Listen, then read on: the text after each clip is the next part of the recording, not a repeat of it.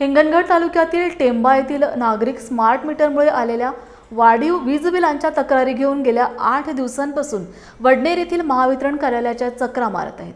मात्र संबंधित अधिकारी वारंवार कार्यालयात अनुपस्थित राहत असल्याने ग्राहकांच्या तक्रारींचे निवारण होत नसल्याचा आरोप नागरिकांनी केला आहे। आमचे जे पहिले मीटर होते हे व्यवस्थित होते, कोणाची तक्रार नव्हती लोकांची का हे मीटर तुमचे खराब आहे। जेव्हापासून आम्हाला न विचारता महावितरण जे स्मार्ट मीटर लावले, घरवाल्याची परमिशन घ्यायला पाहिजे होती, आम्ही लावायचं का नाही लावायचं याय ना, आम्ही घरी असो चाहे नसो आले धडाधड लावून टाकले ना। आता जे बिल येते, अहो उन्हाळ्यात जे बिल येते ना त्याच्यात डबल बिल पावसाळ्यात येऊन राहिले।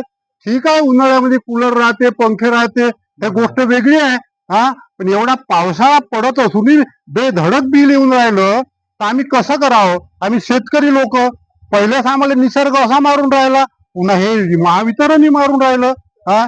याच्याकडे वरिष्ठ अधिकाऱ्याने लक्ष द्यावं आणि जे आमचे जुने मीटर होते तेच आमच्या घरी प्रत्येकाला लावून द्यावं। हे जे पहिलेपेक्षा जे बिल आहे ते खूप प्रमाणात येऊन राहिले। समजा म्हणजे ज्यांना 700 रुपये 800 रुपये बिल यायचं त्यांना आता 2000 3000 असे बिल येत आहे। त्यामुळे आमची एक आणि परवानगी न घेता हे मीटर लागले आहे गावामध्ये। तर आमची एकच मागणी आहे की हे मीटर काढून आम्हाला स्मार्ट मीटर काढून आम्हाला इलेक्ट्रिक मीटर लावून देण्यात यावे।